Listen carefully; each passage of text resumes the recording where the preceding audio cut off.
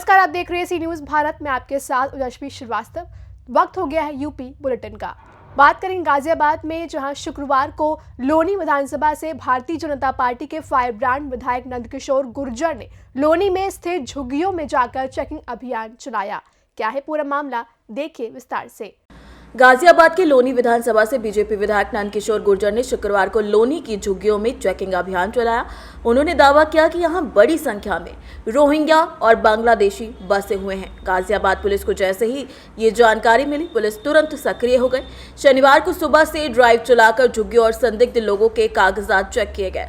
हालांकि पुलिस को अब तक कोई रोहिंग्या या बांग्लादेशी नहीं मिला, फिर भी अभियान जारी है। अब देखना होगा कि विधायक नंदकिशोर गुर्जर के दावे के मुताबिक पुलिस इस बस्तियों में कितने रोहिंग्या और बांग्लादेशी ट्रेस करती है और उनके खिलाफ क्या कार्यवाही की जाती है। इस मसले पर एसीपी सलोनी अग्रवाल ने क्या कुछ कहा, ये आपको सुनाते हैं। थाना क्षेत्र शालीमार गार्डन और थाना क्षेत्र टीला मोड़ के अंतर्गत जो भी जहां भी इलीगल तरीके से बिना लीगल डॉक्यूमेंट्स के बांग्लादेशी रह रहे हैं, वहां पर चेकिंग की जा रही है और उनके डॉक्यूमेंट्स चेक किए जा रहे हैं। अगर कोई भी कमी पाई जाती है तो संबंधित विभाग से संपर्क कर आवश्यक विधिक कार्रवाई अमल में लाई जाएगी। गाजियाबाद से सीनियर संवाददाता राजेंद्र चौधरी की रिपोर्ट। रुक करेंगे गाजियाबाद में अगली खबर की तरफ, जहां निर्देशन एवं जिला आबकारी अधिकारी गाजियाबाद के नेतृत्व में आबकारी विभाग द्वारा अवैध शराब की बिक्री पर लगेगा अंकुश। देखें पूरी खबर। उत्तर प्रदेश शासन आबकारी आयुक्त उत्तर प्रदेश और संयुक्त आबकारी आयुक्त मेरठ जोन मेरठ के आदेशानुसार जिलाधिकारी गाजियाबाद के निर्देशन में जिला आबकारी अधिकारी गाजियाबाद के नेतृत्व में 14 दिसंबर 2024 को आबकारी विभाग ने अवैध शराब की बिक्री और परिवहन पर पूरी तरीके से अंकुश लगाने के लिए बड़ी कार्यवाही की है। इस दौरान आबकारी टीम ने थाना टीला मोड़ के अंतर्गत महमूदपुर और सिरौरा, थाना मुरादनगर के शमशेरपुर, मथुरापुर और हिंडन खादर क्षेत्रों में दबिश दी। दबिश के दौरान 40 लीटर अवैध कच्ची शराब और लगभग 1000 किलोग्राम लहन बरामद किया गया। अवैध कच्ची शराब को कब्जे में लिया गया और लहन को मौके पर नष्ट कर दिया गया। इस संबंध में आबकारी अधिनियम की सुसंगत धाराओं के तहत एक अभियोग पंजीकृत किया गया है। गाजियाबाद से सीनियर संवाददाता राजेंद्र चौधरी की रिपोर्ट। रुक करेंगे जौनपुर की तरफ, जहां जिले के शाहगंज अंतर्गत Vasudev Tapeshwari girls inter college खेता सराय का 24वां वार्षिकोत्सव समारोह शनिवार को बड़े धूमधाम से मनाया गया। क्या है पूरा मामला, देखिए विस्तार से। जौनपुर जिले के शाहगंज अंतर्गत Vasudev Tapeshwari girls inter college खेता सराय का 24वां वार्षिक उत्सव समारोह शनिवार को धूमधाम के साथ मनाया गया। इस अवसर पर विज्ञान प्रदर्शनी और प्रोजेक्ट कार्य का अतिथियों ने निरीक्षण किया और उनकी सराहना की। मुख्य अतिथि बनारस हिंदू विश्वविद्यालय के समाजशास्त्र प्रोफेसर RN त्रिपाठी ने सबसे पहले पंडित वासुदेव मिश्र के चित्रों पर माल्यार्पण कर विज्ञान और प्रोजेक्ट प्रदर्शनी का निरीक्षण किया। इसके बाद उन्होंने मां सरस्वती और पंडित केशव प्रसाद के चित्र पर पुष्प अर्पित कर दीप प्रज्वलित किए, जिससे कार्यक्रम का शुभारंभ हुआ। मुख्य अतिथि ने अपने संबोधन में लड़कियों की शिक्षा पर बल दिया और कहा कि बेटियों को आगे बढ़ाने में कोई बाधा नहीं डालनी चाहिए। कॉलेज के संरक्षक अनिल कुमार उपाध्याय ने कॉलेज की उपलब्धियों का उल्लेख किया और अतिथियों का स्वागत किया। समारोह में कॉलेज की छात्राओं ने सांस्कृतिक प्रस्तुतियां दी, जिनकी अतिथियों ने सराहना की। प्रधानाचार्य सुनीता मिश्रा ने आभार व्यक्त किया और कार्यक्रम का संचालन डॉक्टर अजय कुमार तिवारी ने किया। इस अवसर पर चेयरमैन वसीम अहमद, रूपेश गुप्ता, परवेज आलम भुट्टो, एडवोकेट कुसुम सिंह और कई गणमान्य लोग मौजूद रहे।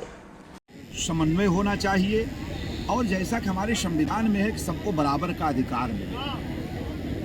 वास्तव में मैं बहुत जगहों पर गया, लेकिन आज बहुत सुदूर स्थान पर, जिला मुख्यालय से 30 किलोमीटर दूर ऐसे स्थान पर मैं इतना सुंदर समन्वय देखा, बच्चों में इतनी उत्कृष्ट प्रतिभा देखा और सबसे बड़ी बात मैंने यह देखा कि केवल बालिका विद्यालय है और बालिकाओं में इतना उत्साह है कि आने वाले देश को, भविष्य को यहाँ की बालिकाएं सुधार सकेंगी।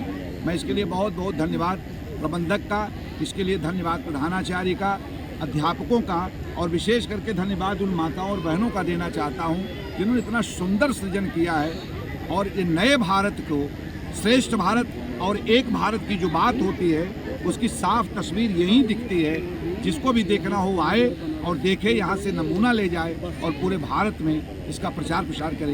बहुत सुंदर लगा, बहुत बहुत शुभकामनाएं। जैसे कि आपने यहाँ पे आत्म सुरक्षा और लोकगीत के बच्चों को जो कार्यक्रम किए थे, उनको प्रोत्साहित किया, क्या कहेंगे उसको लेके? मैं उसको देखकर यही इतना प्रसन्न हूँ कि यहाँ मरियम और आप समझिए तमाम शाहीन, तमाम बच्चियाँ जो है, अरीशा, महक, इकरा, कायनात, ये जब लोकगीत गाती हैं और ये बच्चियां आप समझिए कि जो सहेलियां मीनाक्षी, आरती, ये सब लोग जिस प्रकार से एक साथ बच्चियों का मिलन देख रहा हूँ, इनको आज ही भारत की जो भविष्य है उसका वास्तव में नर्सरी यहाँ निर्मित हो रही है, तभी एक भारत बनेगा। बहुत अच्छा लगा मुझे। आप अभिभावकों को क्या संदेश देना चाहेंगे, किस तरह से वो विद्यालय का चयन करें बच्चों को लेके? यह तो एक पौधा आपने लगाया अभी एक पीढ़ी की, आपकी ये पौधा आने वाले अभी अपने बच्चों को और मूलतः अपने आस-पास पड़ोस के बच्चों को भी जब अभिभावक कैसे तैयार करें तो ज़्यादा अच्छा होगा। इसमें हमारे कॉलेज के प्रिंसिपल श्रीमती सुनीता मिश्रा जी, श्री प्रतिभा पांडे जी, सुरेश खान जी, इन लोगों ने जो बच्चों को कल्चरल एक्टिविटीज़ तैयार कराई। हर कार्यक्रम अपने में एक थीम था, उसका एक संदेश था, चाहे वो राष्ट्र प्रेम का रहा हो, चाहे इको का रहा हो, महिला बेटी बचाओ बेटी पढ़ाओ का रहा हो, और बच्चों की प्रतिभा जो इन्होंने मॉडल्स तैयार किए थे उसमें भी दिखाई पड़ी। और रिस्पेक्ट ताइक्वांडो का भी कार्यक्रम आपने देखा होगा कि बहुत ही अच्छा रहा।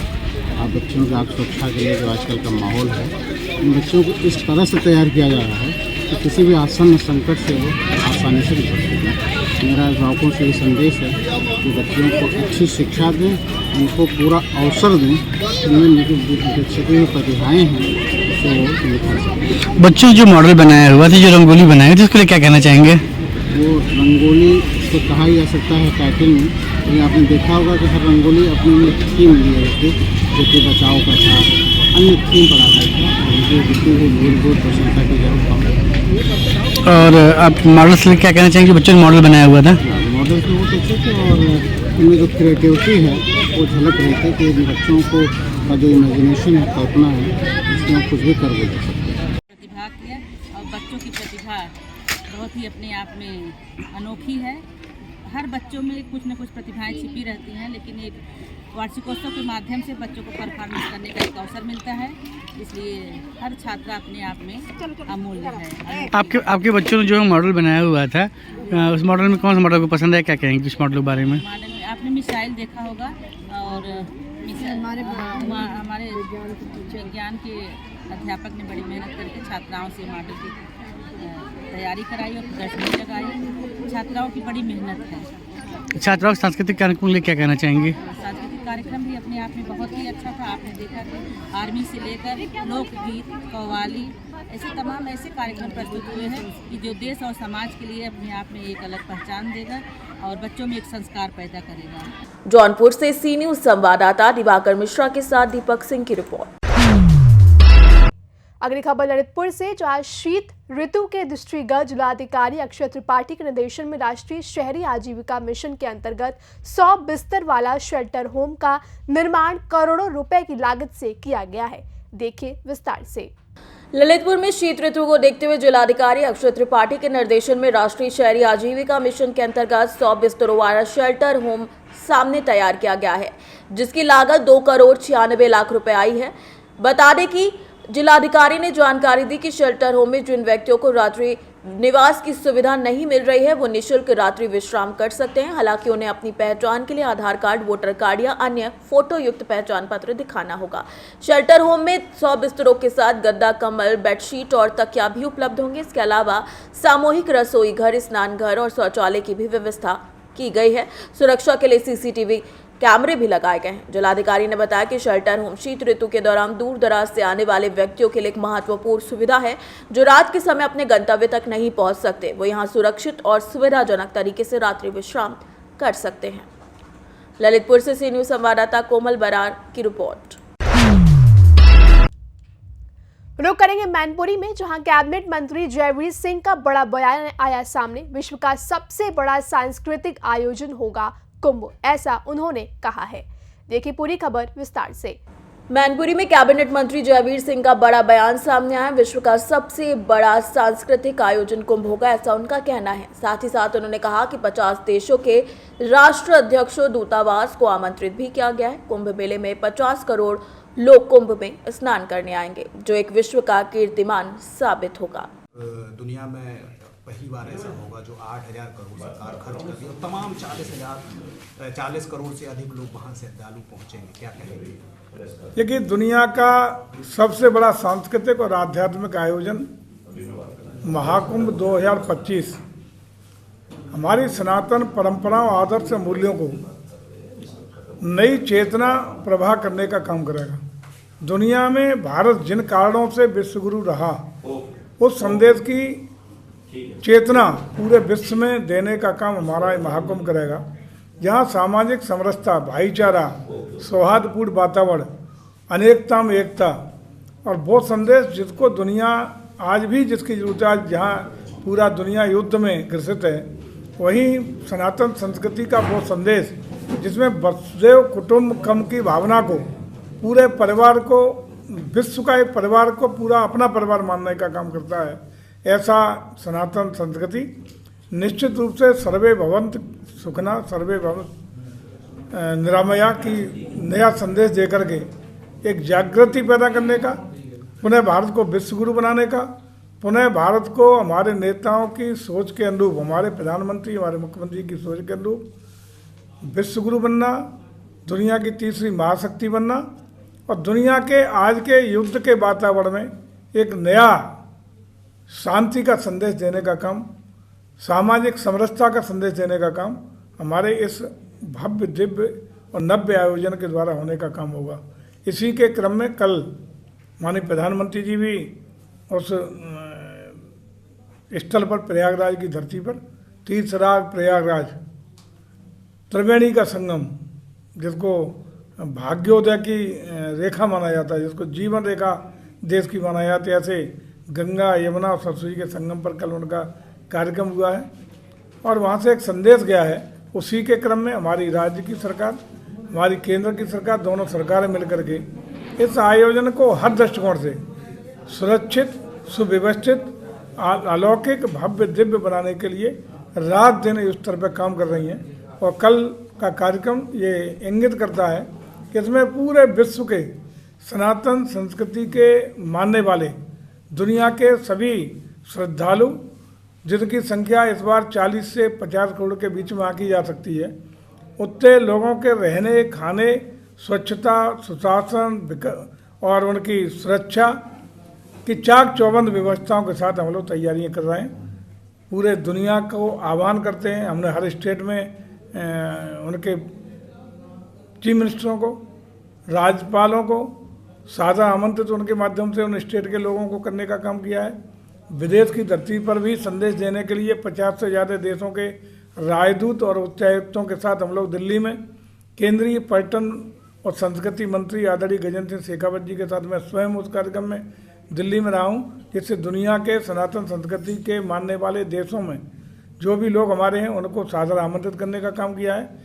और हमारा मानना है ये आयोजन हमारी दोनों सरकारी और आम हमारे कार्यकर्ता, हमारे स्वयंसेवक, हमारे श्रद्धालु मिलकर के इसको भव्यता, दिव्यता, अलौकिकता देने का काम करेंगे। एक सवाल, केंद्रीय कैबिनेट ने वन नेशन वन इलेक्शन को पास कर दिया है, अब वो लोकसभा में विधेयक पेश होने वाला है।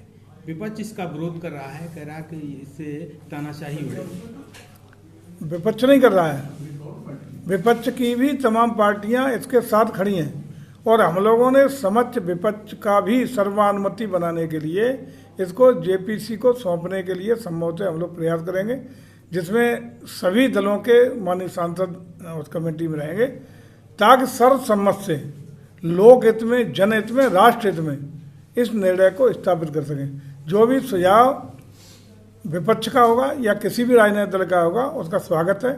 यदि वो स्वीकार्यता के योग्य होगा उसको भी शामिल करेंगे। हमारा प्रयास है कि ये राष्ट्रीय महत्व का, अति महत्व का महत्वपूर्ण विषय पर सर्वानुमति बने, पक्ष और विपक्ष कोई इसमें भूमिका न हो, सभी दलों का समर्थन मिले और देश का व्यापक समर्थन इसके पक्ष में है।